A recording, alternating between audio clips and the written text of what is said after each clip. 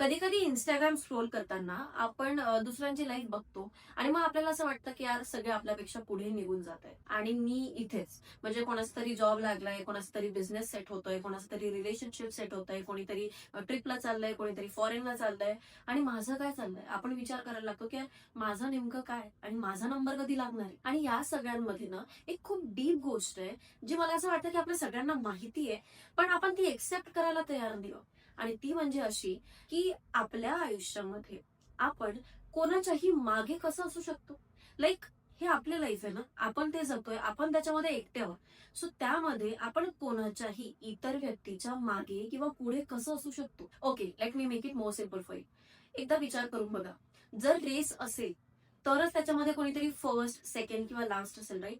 पण तुमची रेस कोणासोबत आहे?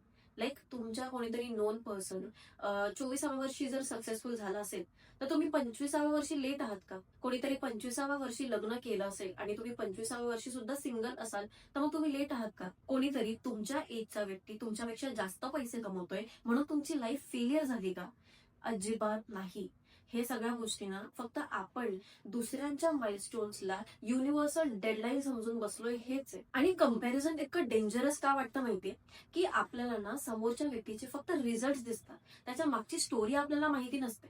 तुम्हाला कोणाचं तरी प्रमोशन दिसतं, पण त्यामागे त्या व्यक्तीने किती सॅक्रिफायसेस केले असतात हे कोणाला दिसत नाही. तुम्हाला कोणाचं तरी हेल्दी रिलेशनशिप दिसतं, पण त्यांचे आतले पर्सनल प्रॉब्लेम्स तुम्हाला दिसत नाही. कोणीतरी फायनान्शियली सेटल्ड होताना दिसतं, पण त्या माणसाच्या लाईफमध्ये किती सर्कमस्टन्सेस, किती अपॉर्च्युनिटीज, फॅमिली सपोर्ट, काय काय गोष्टी असतील हे आपल्याला दिसत नाही. आणि आपण आपल्या पूर्ण लाईफच्या रियालिटीला त्यांच्या लाईफच्या एका छोट्याशा पार्टशी कम्पेअर करतो आणि मग स्वतःला लूजर डिक्लेअर करून टाकतो. पण इथे ना एक सरप्राइझिंग गोष्ट आहे. कधी कधी आपल्याला मागे पडल्यासारखं वाटतं, पण खरंच मध्ये आपण मागे नसतो.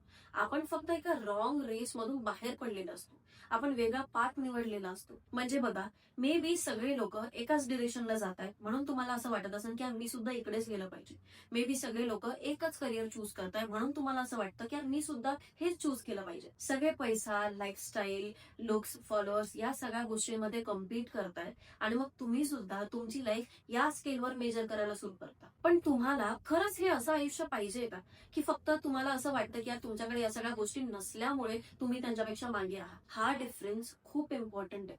जर तुम्हाला दुसऱ्यांच्या लाईफचा रिझल्ट हवा असेल, तर मग तुम्ही तुमची लाईफ दुसऱ्यांच्या पेसवर जगायला सुरू करता आणि मग स्वतःचे डिरेक्शन विसरून जाता. तुम्हाला कदाचित युनिक करिअर चूज करायचंय, पण सगळे लोक जॉब करताय म्हणून तुम्हाला त्याचं प्रेशर येतं. तुम्हाला कदाचित स्किल्स बिल्ड करायचे आहे, पण सोशल मीडियावरती लाईफस्टाईल बघून तुम्हाला त्याची इन्सिक्युरिटी येते. कदाचित तुम्हाला स्वतःला समजून घ्यायला वेळ हवा असेल, पण इतर लोक तुमच्यापेक्षा पुढे चालले असं तुम्हाला वाटतं म्हणून तुम्ही घाईघाईमध्ये डिसिजन्स घेता आणि दुसऱ्यांची टाइमलाईन कॅचअप करण्याच्या नादात तुम्ही स्वतःची टाइमलाईन कम्प्लिटली मेसअप करता. आता ही गोष्ट आहे ना, मी स्वतः पण खूप फेस केली. Okay, when I was in final year, everybody around me was preparing for placements, jobs, and I was the one जिने कोणाचाही काहीही विचार न करता सरळ ऑप्ट आउट फॉर्म भरला.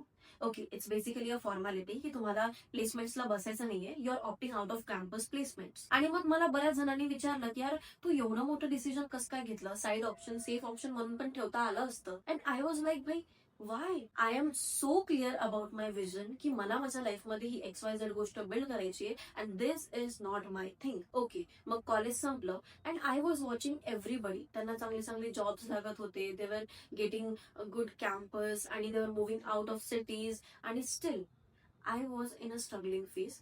आणि मग त्या पॉइंट ऑफ लाईफ मध्ये मी एवढं कंपॅरिझनच्या जाळ्यात अडकले होते ना, की एवढी की I even doubted my decision and that was worst thing for me. पण त्यानंतर मग मी माझ्या एका फ्रेंडशी बोलले आणि तिला मी हे सगळं सांगितलं की यार मला हे सगळं फील होत आहे, इतक्यात मला असं नाही का म्हणजे सगळे समोर जात आहे माझ्यापेक्षा आणि याचं मला खूप बर्डन यायला लागलंय.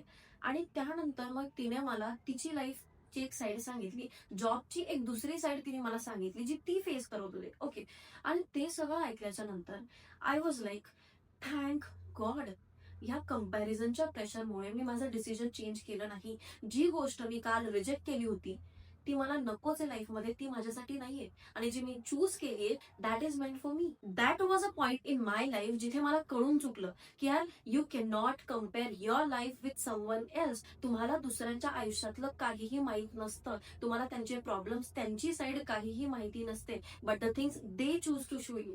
प्रत्येकाच्या गोष्टी वेगळ्या, प्रत्येकाची टाइमलाईन वेगळी आहे. हा, पण याचा अर्थ असा अजिबात नाहीये की यार फक्त तुम्ही म्हणायचं की यार माझा टाइम येईल मग सगळ्या गोष्टी होतील आणि म्हणून मी काहीच करणार नाही. हा पण एक ट्रॅप आहे. Everyone has their own timeline. ही गोष्ट जेवढी खरी आहे, पण तुम्ही त्याला एक्सक्यूज नका बनवू. तुम्ही दुसऱ्यांसोबत कम्पेअर करू नका, पण तुम्हाला जे करायचंय त्यासाठी ऍक्शन नक्की घ्या. तुम्हाला करिअरमध्ये पुढे जायचं असेल तर तुम्ही स्किल्स बिल्ड करा. पैसे कमवायचे असतील तर काम करा. हेल्थ इम्प्रूव्ह करायची असेल तर तुमचं रुटीन चेंज करा. तुम्हाला जे काही अचीव्ह करायचं असेल त्यासाठी तुम्हाला काम करावंच लागणार आहे.